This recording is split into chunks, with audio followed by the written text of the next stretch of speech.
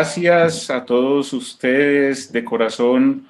Un saludo, un abrazo y mi oración para todos los religiosos, religiosas, para los miembros de los institutos de vida consagrada y sociedades de vida apostólica que sirven en la Arquidiócesis de Bogotá. Hermana Liliana, buenos días, ¿cómo estás? Buenos días, Padre Alejandro. También un saludo pues lleno de cariño y de agradecimiento pues a la Iglesia de la Arquidiócesis de Bogotá que hace posible estos espacios de encuentro, de sinergia en los que compartimos sencillamente, pero también a profundidad la vida. Sí, muchas gracias, hermana. Tiempo sin vernos. Y bueno, la idea nuestra no es tanto como explicarles de qué trata ese segundo capítulo del documento que conocemos, pero queremos hablar un poquito de algunos de los elementos que este documento nos presenta. Tomar el documento más bien como pretexto para una conversación que espero pueda ser agradable a todos. A mí personalmente, como sacerdote diocesano de esta arquidiócesis, me gusta mucho esas realidades, esas categorías con las que el documento se titula: fidelidad, perseverancia, el subtítulo orientaciones para permanecer en el amor. Porque en medio de estos tiempos tan difíciles, tan complejos, donde hemos tenido muchas crisis, entre otras a causa de la pandemia, pues qué bonito recuperar estas categorías que hacen parte de nuestra vida como consagrados, como ordenados: la fidelidad, la perseverancia en el amor. Hermana Liliana, tú, de tu experiencia, esa bellísima categoría cristiana de la fidelidad, ¿tú dónde consideras que está anclada existencialmente esa realidad de la fidelidad? Y también pues me gustaría como preguntarte, porque a veces la fidelidad se entiende como la imposibilidad de cambio, ¿no? Fidelidad es permanecer a algo que no cambia y tal vez la realidad del cambio hace parte también de la fidelidad y también en el ejercicio de los carismas de la vida religiosa. ¿Se opone, no se opone la fidelidad a la perseverancia y al cambio? Padre Alejandro, yo creo que en primer lugar que el concepto de fidelidad es un concepto que está anclado en una certeza, y esa certeza es que todo es historia de salvación, y de ahí brota la experiencia que todos nosotros seguramente tenemos, y es la experiencia de que todo es alianza, y de que Dios ha querido hacer también su alianza y alianza eterna con nosotros. La perseverancia y la fidelidad, por tanto, requieren de memoria, de poder volver y volver reiterativamente a una experiencia, es cuestión de experiencia, a esa experiencia del amor primero, de ese amor que totaliza, que es amor que confiere sentido y que confiere sentido aún en momentos de crisis. La fidelidad, por tanto, se ancla y se fecunda en el encuentro, en el cara a cara de la relación, en la intimidad, en la que tantas situaciones entonces, por más difíciles que sean, se tornan relativas, y lo que permanece es ese Dios que por amor nos llamó y nos hizo sus discípulos. La fidelidad supone que pueda resonar la palabra, que se pueda consolidar en el vínculo cotidiano, pero también en la contemplación de la realidad, y ahí desde la certeza de que nuestro Dios es un Dios que actúa y que actúa permanentemente en la realidad. Y la fidelidad supone también que nos situemos frente a la historia, en lo cotidiano, desde los criterios del Evangelio. Eso supone realmente que podamos alimentar esa relación con Jesús, que nos haga más conocedores y partícipes de toda su persona, pero también de su proyecto. En ese sentido, la fidelidad está anclada también en la experiencia de la mirada, en eso de fijos los ojos en Jesús. Solamente desde ahí, Padre Alejandro, siento yo que es posible transitar y transitar incluso esas noches que son más complejas en la vida de todo ser humano y de todo creyente y especialmente de un consagrado. Como que solo desde ahí, solo desde la experiencia de poner la mirada fija en Jesús, es posible transitar esas noches oscuras de la vida. Creo que de lo que se trata en lo cotidiano es de dejarnos seducir por Jesús y seducir ya no desde el fervor juvenil, desde el que tal vez pronunciamos nuestro primer sí, sino desde una convicción y es una convicción que se fermenta con los años y es la convicción de que todo es gracia, todo es don, todo viene de Él. La fidelidad yo creo que no es conquista. Lógicamente la fidelidad también supone batalla. Pedro Casaldáliga, ese obispo al que los religiosos queremos tanto, que murió el año pasado, tiene un poema muy lindo en el que, hablando por ejemplo de la castidad, dice: será una paz armada, compañeros, será toda la vida esta batalla. Sin duda alguna, usted hacía alusión a ese contraste entre fidelidad, permanencia y cambio y transformación. Yo creo que sin duda alguna nuestro concepto y nuestra experiencia de fidelidad se transforma con los años, porque la vida a cada uno de nosotros nos va poniendo también en el espejo de nuestra propia verdad y todos vamos entendiendo y vamos entendiendo también existencialmente que la condición humana lleva como adherida a la piel la fragilidad, la vulnerabilidad, el límite, y no existen treguas cuando lo que hemos elegido es ser seguidores de Jesús, cuando lo que hemos elegido es ser caminantes.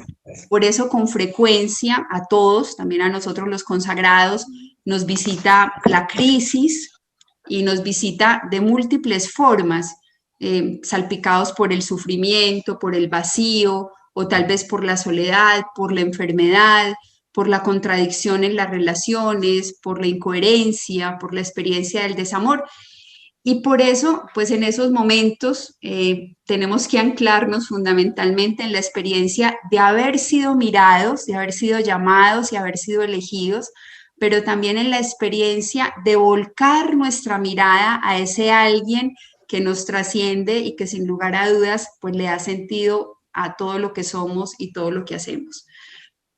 La fidelidad no es estática, la fidelidad no nos acomoda, no nos ubica en el lugar de la placidez de lo conocido, pero la fidelidad, por eso creo yo, haciendo alusión a su pregunta, no riñe con el cambio.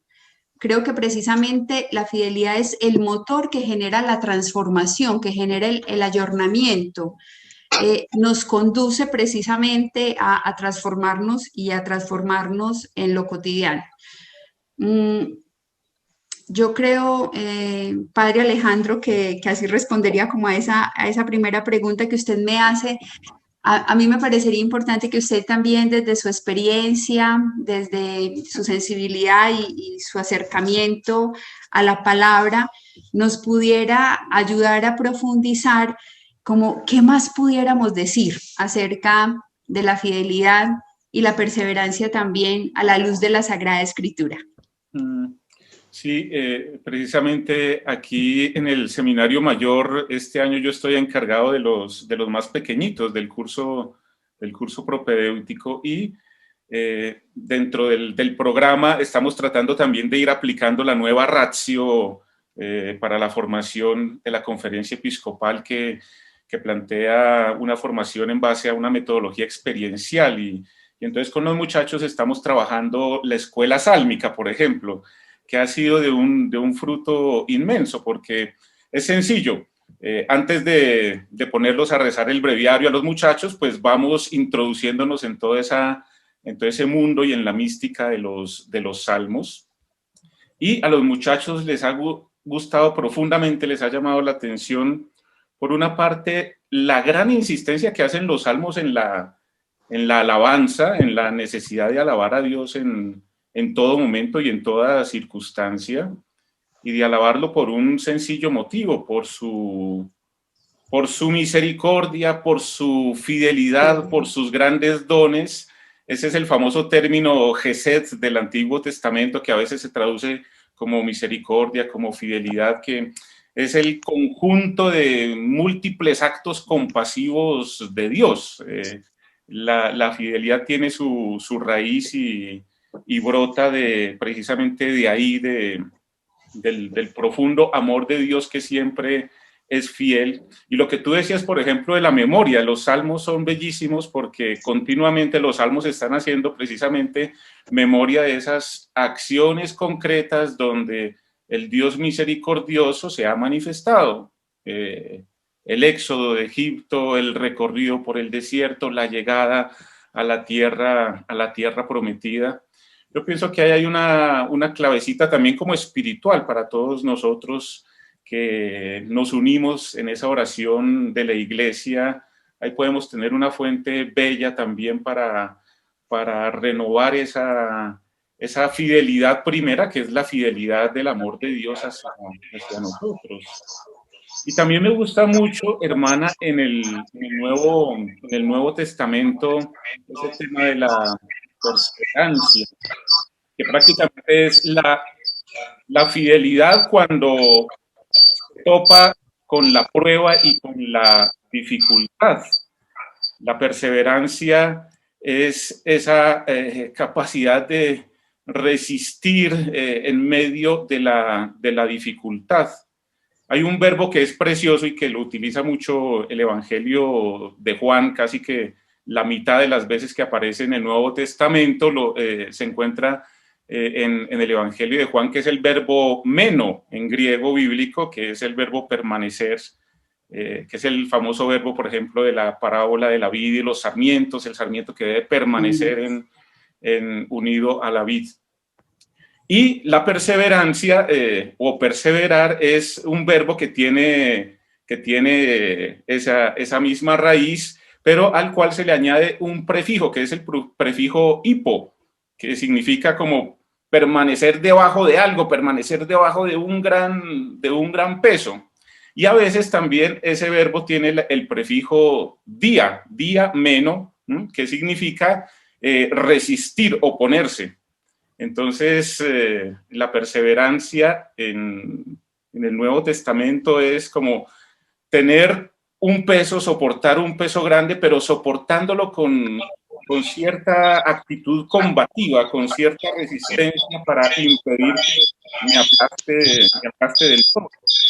Obviamente, esa perseverancia viene de la fe en el Señor Jesús. Pero lo más bonito es que no obstante esa perseverancia siempre aparece, claro, en contextos donde hay odio o donde hay anuncio de las persecuciones, siempre hay como una luz hacia los frutos de esa perseverancia en medio de las dificultades. Es decir, el que persevera en medio de las dificultades siempre va a dar frutos, siempre va a encontrar liberación, siempre va a encontrar salvación. Y ese es como lo más precioso de esta concepción de la perseverancia en el Nuevo Testamento. Si perseveramos, como dijo Jesús, con Él salvaremos nuestras almas. Yo pienso que estas realidades, fidelidad, perseverancia, tienen que estar sometidas siempre a nuestra continua actualización y a nuestra creatividad. Yo pienso que es posible hablar de una fidelidad creativa, y en el caso de ustedes, los religiosos, hermana, pues ustedes que son fieles a un carisma, yo pienso que esa fidelidad también se va viviendo según las circunstancias con una gran creatividad.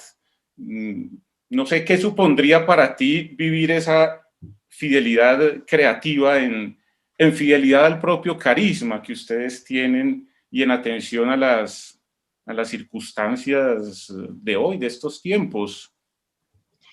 Sí, padre, la vida consagrada es en esencia mística, misión y profecía. Ese es como el legado del don que recibimos. Pero como lo dice San Pablo en ese capítulo cuarto de la carta a los Corintios, ese gran tesoro lo llevamos en vasos de barro, ¿cierto? Entonces, lo primero que supone la fidelidad creativa es la conciencia del recipiente que se hace depositario del don y de la gracia. Y luego la conciencia de ese amor misericordioso de Dios que no se cansa de crear y de recrear en nosotros, que no se cansa de llamarnos, de invitarnos. Y entonces la experiencia de que con Él, permaneciendo en Él, como lo decías, vamos por caminos insospechados, sabiendo que Él nos habla siempre en la historia, en los acontecimientos y más allá de nuestras miopías. Entonces, esta opción por la fidelidad creativa, este ejercicio de fidelidad creativa, nos supone que podamos abrazar sin miedo el carisma. Y eso nos conduce a traducir con creatividad, pero también con una osada novedad, el don que hemos recibido. La voz del Espíritu, que es la que hace posible la novedad y la creatividad, porque no puede depender del líder de turno, la voz del Espíritu no nos sitúa en el lugar de lo inmutable, de lo infranqueable, en el lugar de aquel que tiene que resguardar y proteger instituciones, tradiciones, modos de proceder o estructuras. La voz del Espíritu lo que hace en nosotros es que nos convierte en guardianes de un don. Y en ese sentido nos capacita para la transformación, nos capacita para la conversión. Y esto requiere que nosotros podamos discernir a profundidad todo lo que va sucediendo en nuestra existencia, incluso nuestros afectos. En un texto que le atribuyen al padre Pedro Arrupe, ponen en sus labios la expresión enamórate y eso lo decidirá todo. La fidelidad y la fidelidad creativa es cuestión de eso, es cuestión de amor, es cuestión de en dónde se encuentra el corazón. Y a la vida religiosa no le hace bien ubicarse en el lugar del confort, no le hace tampoco bien no hacerse las necesarias preguntas que la conduzcan a movilizarse, a avanzar. No nos hace bien que nos paralicen como las añoranzas del pasado o ese estatus que a veces tenemos de herederos de tradiciones y patrimonios. No nos hace bien que nos paralice el miedo a lo desconocido, porque en ocasiones el miedo nos obnubila, entonces le quita espacio al espíritu y le quita protagonismo a la gracia. Fidelidad y miedo no sintonizan. La fidelidad supone disposición, una disposición de la persona al riesgo, a la osadía, a la parresía, supone una apertura al cambio. Es el espíritu el único capaz de generar en nosotros sueños, deseos, horizontes apostólicos. Él nos hace salir y salir permanentemente de nosotros mismos, nos da la gracia de no acomodarnos, de no paralizarnos ante aquello que no conocemos o que no podemos controlar. Es el espíritu el que nos impulsa más allá a esa geografía de lo desconocido, tanto existencial como geográficamente, nos conduce a la frontera, al más pobre, al migrante, al enfermo. Es el espíritu el que nos conduce a peregrinar sin tregua al interior y al exterior sin excusa. Entonces, en ese sentido, pues lo que supone la fidelidad creativa es una apertura permanente al espíritu, una lectura seria de los signos de los tiempos, de la realidad, y la conciencia de que cuando nos fundimos plácidamente en lo institucional, olvidamos la esencia. Cuando nos homogeneizamos en moldes y formas, nos recortamos, le estamos haciendo resistencia al espíritu. La fecundidad a la vida religiosa, a la vida consagrada, le llega cuando se dispone al encuentro, cuando acoge la diferencia, cuando posibilita el desarrollo de dones y de carismas en diversidad y en complementariedad. Perdemos vigor cuando nos acorralamos sobre nosotros mismos, Alcanzamos vitalidad creativa, cuando trascendemos la idolatría del individualismo y nos disponemos al arte de lo común, posibilitando que florezca como lo mejor para el cuerpo apostólico y también para el cuerpo eclesial. Nada que nos encierre, nada que nos resguarde en nosotros mismos es evangélico. Lo propio del cristiano es el camino, es la apertura, es la salida, es la kenosis, es el otro y sobre todo el radicalmente el otro. Y en ese sentido, pues tiene que haber también hábitos y prácticas concretas que nos ayuden a crear unas actitudes que favorezcan fidelidad y fidelidad creativa. En ese sentido, Padre Alejandro, quisiera preguntarte también desde lo que tú ves, qué prácticas concretas podrían contribuir a acrecentar la virtud, la perseverancia y hábitos también de perseverancia al interior de la vida consagrada. Sí, te agradezco la pregunta. Me hacen el punto porque como yo estudié teología moral, entonces todo este tema de la virtud especialmente me gusta mucho, ¿no? Porque implica entender la vida moral no simplemente como obediencia a unas reglas exteriores a nosotros, sino como la capacidad de desarrollar nuestra vida según disposiciones para el bien. Esas son las virtudes. Y yo pienso que esta creatividad de la cual hablabas es la primera virtud que se puede hacer vida, que se traduce en prácticas concretas. A mí me gustaba mucho eso que decías, porque también recuerdo que en el documento se hablaba de las nuevas evidencias que coloca Dios en nuestro camino para poder superar los límites. Es decir, que Diosito con su Espíritu Santo siempre nos está como abriendo ventanitas, abriendo posibilidades para no acomodarnos, para lo que tú decías, para no enconcharnos, para no reducirnos, no encasillarnos a nuestros propios límites, sino para salir, como dice el Papa Francisco. La creatividad me parece supremamente importante. Yo pienso también, hermana Liliana, que la práctica de la paciencia es fundamental. Y el Papa Francisco ha hablado mucho en su magisterio de la paciencia. Yo me acuerdo desde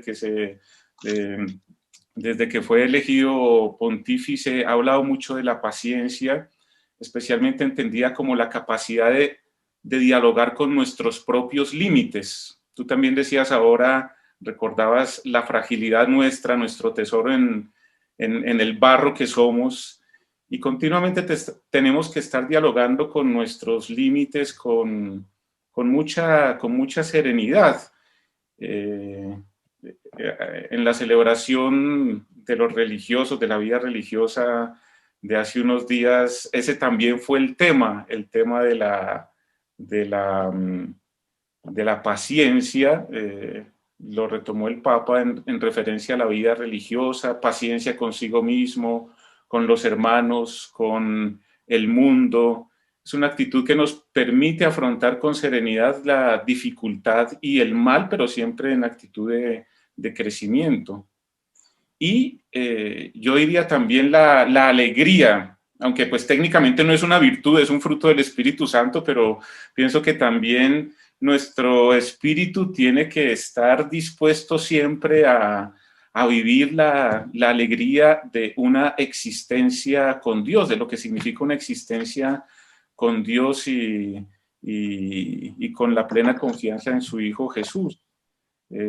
También esa ha sido otra de las insistencias del Papa, sus documentos, muchos de ellos, ya en el título aparece esa invitación, ese reclamo a la alegría, y que es algo para renovar día a día en lo concreto de la existencia, en los pliegues de la cotidianidad. Yo pienso que estas son creatividad, paciencia, alegría, son algunas de las maneras concretas como podemos nosotros perseverar fielmente.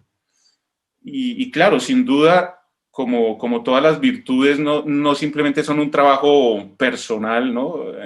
Las virtudes se pueden vivir cuando hay un contexto, ¿no? Cuando hay comunidad, y por eso es tan importante estar juntos y compartir juntos vida e ideales, ¿no?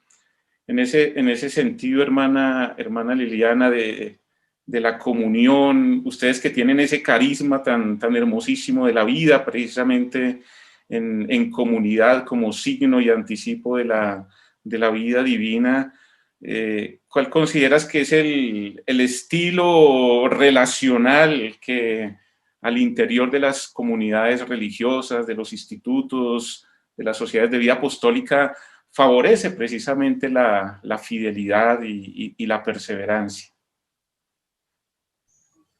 Pues esas virtudes de las que tú hablas, Padre Alejandro, son fundamentales, pues a la hora de la construcción de lo común, porque nuestro proyecto de reino es precisamente la opción por lo común, por lo fraterno, por lo sororal. Pues un matiz así muy específico de nuestra consagración es precisamente ese matiz de la vivencia en comunidad. Es lo que recibimos como por carisma. Y eso nos exige una apertura muy grande a la diversidad, una capacidad de aunar ritmos, de combinar lenguas, culturas. O sea, si nos vemos nosotros mismos aquí en esta pantalla, pues lo que constatamos es diversidad. Y en ese sentido yo creo que ese nuevo estilo relacional, que puede ayudar a crear el ecosistema para la fidelidad y la perseverancia, supone como una nueva mirada contemplativa que nos posibilite también descubrir bien, verdad y belleza en cada ser humano. La vida de comunidad se constituye en todo un desafío, pues Fratelli Tutti ya nos lo dice también y lo hemos estado reflexionando todo este último tiempo, pero hay un poemita de Casaldáliga muy chiquitico, son solo 3 renglones que lo evidencia. Él dice: el difícil otro, el difícil yo, el duro nosotros de la comunión. La vida en comunidad supone realmente una salida de uno mismo para ponerse en el lugar del otro. Y en ese sentido, la ternura tiene una fuerza muy importante para enmendar errores, para dejar caer eso que uno siente que puede desgastar la relación, eso que nos quita gozo, que nos quita el sereno gozo del que hablaba Monseñor Pedro Salamanca. Solo ese ejercicio cotidiano de la ternura al interior de la vida de comunidad, tanto para hombres como para mujeres, porque la ternura no es exclusiva de lo femenino, nos puede hacer más humanos y puede reflejar también con una mayor nitidez el rostro de Dios. En un mundo como el nuestro, que es un mundo de tantas polarizaciones e individualismos, la comunión es el mayor testimonio que nosotros, los consagrados, los hombres y mujeres de fe y en iglesia, le podemos dar al mundo. Trabajar por esa utopía de lo fraterno es el gran desafío.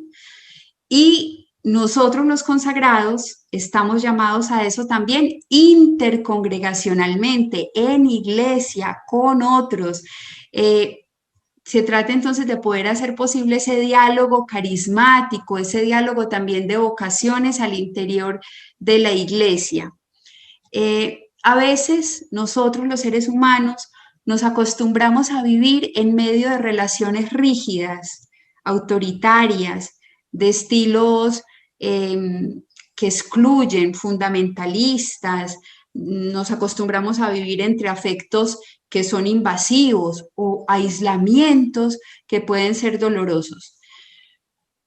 Estamos llamados, yo creo que estamos llamados, y este documento a lo que nos invita es realmente a trascender cualquier experiencia de gueto cerrado, de ensimismamiento, de poder dañino, porque la fidelidad requiere también de un ambiente en el que se privilegie cosas fundamentales, en el que se privilegie el diálogo, el acompañamiento, que nos encontremos circularmente, horizontalmente, reconociendo esa común dignidad que tenemos, dejándonos confrontar, interpelar, acariciar, animar por el otro. En el fondo, de lo que se trata, yo creo que es de estas relaciones también que tienen que ser de sinodalidad, de hermandad, de sororidad, porque en la experiencia de la fidelidad no puede haber sometimiento. La fidelidad lo que mueve es el amor, y el amor cristiano está orientado, por lo menos así lo saboreamos cuando saboreamos a San Pablo, está orientado por el dinamismo de la libertad. Y la sumisión es que recorta el dinamismo, recorta la evolución y el desarrollo de las personas, condiciona la relación. Entonces, creo que estamos invitados todos nosotros, los religiosos, al interior de nuestras comunidades, nosotros en la iglesia, a seguir purificando las relaciones. Este es sin duda un tiempo de gracia para nosotros, es un tiempo de conversión. Tenemos que aprender a situarnos, reaprender ese arte de la relación. Eso nos supone ubicarnos en el lugar del hermano, pero también en otros escenarios ubicarnos en el lugar de la víctima, y nos supondrá caminar hacia ese nuevo modo de ser iglesia. Por eso es tan hermoso pensar aquí que hay mutuas relaciones, que hacemos puentes, que valoramos el trabajo en nuestra iglesia local. Se trata de eso, de caminar sencillamente hacia ese nuevo modo de relacionarnos en el que permanecemos en ese amor, que es un amor que nos pone en pie, que levanta, que dignifica, que nos hace, como tú decías, expertos en paciencia, en humildad, y desde ahí hace que se potencie también la alegría. A mí me parece que este documento toca un tema muy importante que nos ilumina, es el tema del discernimiento, el discernimiento personal, pero también el discernimiento compartido. Y en el tema del discernimiento, pues esa dimensión afectiva tiene que tener, sin lugar a dudas, una dimensión muy especial. Yo quisiera preguntarle, Padre Alejandro, usted que es formador, que está ahí en el seminario acompañando los procesos, ¿cómo entender ese tema del discernimiento desde los afectos de los que nos habla el documento? Sí, te agradezco mucho. Y agradezco también al máster si nos dicen por el chat de pronto cuánto tiempo nos queda, ¿cierto? Porque acá podemos conversar sabrosísimo por mucho tiempo. Entonces agradezco también por el chat la información sobre el tiempo que nos queda. Y bueno, de pronto algún comentario o alguna palabrita de alguno de los hermanos, de las hermanas que está participando, también lo agradecemos. Tú venías hablando, mira, de la importancia precisamente de la ternura, de todo ese mundo pasional, sentimental, de todo el mundo afectivo que es supremamente importante.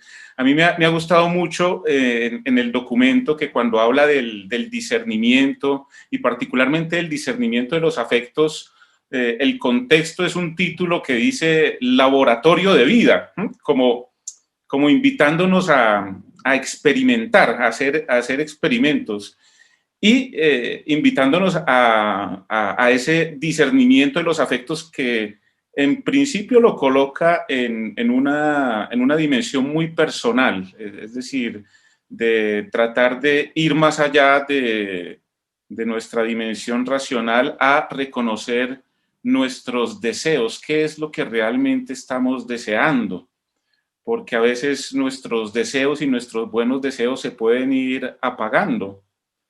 A mí me gusta mucho una palabra del italiano que es dimenticatoio. Dimenticar es el verbo olvidar y dimenticatoio es como el lugar de los olvidos. Se podría traducir así muy coloquialmente como el olvidadero, el lugar donde nosotros llevamos y botamos las cosas que queremos olvidar. Y muchas veces en nuestra vida, podemos echar aquellas buenas intenciones, aquellos buenos deseos, aquellos buenos sentimientos que nos movieron al inicio de nuestra vocación poco a poco al dimenticatoio. Yo pienso que ese ejercicio personal, ese laboratorio personal, tiene que ayudarnos a recuperar la fuerza del deseo. Yo estoy seguro que aunque sea una brizna, un rescoldo de deseo, eso es suficiente para para volvernos a animar y mantenernos bien enrutaditos en el camino. Pero más importante es una expresión que traía también el documento cuando decía que los afectos piden convertirse en palabra. Esa expresión me gustó muchísimo. Los afectos piden convertirse en palabra. Es decir, los afectos quieren comunicarse como lo que son, como afectos. Y yo pienso que eso es algo en lo que podríamos nosotros seguir ganando mucho, en no dejar de hablarnos de corazón a corazón, de lo que sentimos, de lo que deseamos. Suena muy obvio porque, claro, todos somos predicadores y evangelizadores del amor y de las buenas cosas de Dios, pero entre nosotros tenemos que garantizar también esa comunicación profunda de lo que sentimos y de lo que deseamos. Porque tal vez si nos preocupamos más por esa dimensión profundamente personal y más allá de las preocupaciones funcionales que también hay que atenderlas, podríamos ayudarnos los unos a los otros en esa fidelidad, la ayuda mutua en ser fieles y en perseverar. Entonces, yo pienso que podemos quedar con esa sugestiva idea del laboratorio, ¿no? De experimentar discernimiento personal, discernimiento comunitario, esa compañía educativa para crecer siempre y mejor. Me hace mucho eco eso que dices, porque realmente en ese laboratorio poder narrarnos los sueños y los deseos es hacer que se active también la voluntad de Dios, porque Dios habla a través de esos sueños y esos deseos que nos vamos narrando y que nos permiten resignificarnos y recrearnos también al interior de la iglesia y de la sociedad. Me hace mucho eco eso, Padre Alejandro. Bueno, por ahí preguntan en el chat, el documento al que nos estamos refiriendo es un documento del año pasado que publicó la Congregación para los Institutos de Vida Consagrada y las Sociedades de Vida Apostólica, el dicasterio vaticano que se encarga de la animación de toda la vida religiosa, y se titula El don de la fidelidad, la alegría de la perseverancia. Un subtítulo dice orientaciones, permanecer en mi amor, es del año pasado. Ese subtítulo último, permanecer en mi amor, es también el título de la conclusión. Todo el documento, todo lo que se habla de la fidelidad, de la perseverancia, de algunos aspectos también canónicos que se mencionan en ese documento, todo termina en una bellísima conclusión inspirada ahí en el capítulo 15 de Juan, permanecer en mi amor. No sé, hermana Liliana, si nos quieres compartir algo que te deja esa conclusión del documento y en general la experiencia de lectura de esta bella publicación. Y a mí me ha resonado muchísimo, me resuena mucho esa conclusión del documento. He tenido dos experiencias muy significativas con religiosos esta semana. El fin de semana anterior estuve orando con los religiosos benedictinos en el monasterio durante varios días, gozando esa posibilidad del silencio, de la contemplación. Y ayer estuve con un grupo de hermanas de más de 80 años todas, visitando un barrio popular de Medellín porque ellas quieren seguir tendiendo la mano y ir a ese barrio popular porque todas tienen más de 80, pero quieren ser catequistas, quieren hacer grupos de lectura del cuento con los niños, son dos experiencias que a mí me confirman como en una certeza. Y es la certeza de que permanecer en el amor es reconocer que la fidelidad se afina en el crisol de la contemplación. O sea, para poder vivir en fidelidad es necesario que acunemos en nosotros una actitud contemplativa que nos permita escuchar y saborear el querer de Dios en la palabra, como los benedictinos, en la historia y en la realidad, como estas hermanas con las que yo hice camino ayer por Villatina. A mí me parece que a nosotros los consagrados nos hace falta ser más contemplativos. Yo concibo la contemplación como un itinerario de apertura. Creo que la contemplación incluye todas las demás dimensiones de la vida, que no es un apéndice, que no es un compartimiento y que no se reduce a unos espacios, sino que es una actitud que nos sitúa ante la vida y nos libera de la prisa, nos libera de la rigidez de la agenda, del activismo desenfrenado en el que a veces estamos. Y la contemplación nos dispone al cambio y por tanto nos dispone a la permanencia y a la fidelidad. En ese sentido, yo pienso que la fidelidad supone para nosotros consagrados como un desborde místico, que nos ponga de cara a Él, con la mirada puesta en Él, pero que nos sitúe en camino. Ahí donde el silencio hace posible que siga resonando la palabra, donde esa humildad de la que tú nos hablabas hace un rato nos haga reconocernos necesitados, donde la experiencia de la propia fragilidad nos haga recibirlo todo como gracia. Tú lo decías también ahora, creo que escucha y discernimiento, como lo señalan estas orientaciones de la Congregación para los Institutos de Vida Consagrada, suponen que nos situemos entonces ante la realidad con la conciencia del don que hemos recibido, pero también dispuestos a esa novedad del Espíritu que no para de crear en nosotros. Yo quisiera como terminar pensando que el ícono de la perseverancia es María, ¿cierto? Es la llena de gracia. Y a ella el Espíritu la condujo a caminar por senderos insospechados, con él por senderos insospechados, e incluso a riesgo de que una espada le atravesara el corazón. Y el Espíritu fue el que le concedió fortaleza para permanecer también ahí en pie junto a la cruz, fue el que la hizo ancla en torno a la cual surgió la iglesia. Entonces yo quisiera como terminar invitándolos, pues desde mí a que contempláramos el ícono de esa mujer de María y que como ella pues pidamos la gracia de hacernos expertos en el arte de amar. Quien ama permanece, quien ama abraza la cruz, quien ama rompe la noche y surca la crisis. Y yo por eso los invito a que pues desde el lugar en el que estamos y en su compañía, pues oremos también por estos religiosos o también sacerdotes de nuestra arquidiócesis y de nuestra iglesia que pasan por momentos de incertidumbre, de crisis, que oremos también por ellos, que pidamos la gracia de permanecer desde la experiencia profunda del amor.